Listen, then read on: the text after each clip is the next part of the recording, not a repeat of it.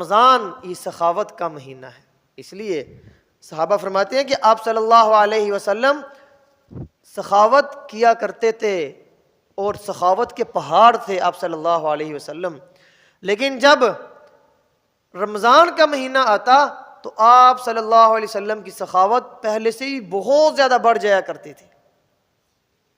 اور ایک روایت کے اندر آتا ہے کہ رمضان میں آپ صلی اللہ علیہ وسلم کی سخاوت بارش کی طرح برستی تھی،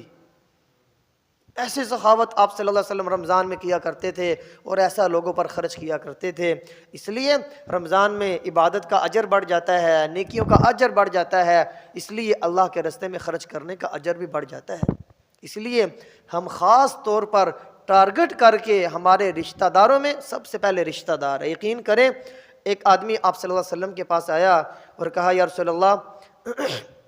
میرے رشتہ دار بھی ہیں اور میں کہاں خرچ کروں؟ تو آپ صلی اللہ علیہ وسلم نے فرمایا کہ اپنے رشتہ داروں پر خرچ کرو، اس کا دگنا اجر ہے، ایک صلہ رحمی کا، دوسرا خرچ کرنے کا، ایک صلہ رحمی کا، دوسرا خرچ کرنے کا، رشتہ داروں پر خرچ کرنے کا۔ تو اس لیے میرے محترم بھائیوں خوب خرچ کرنا ہے اللہ کے راستے میں اس رمضان کے مہینے کے اندر،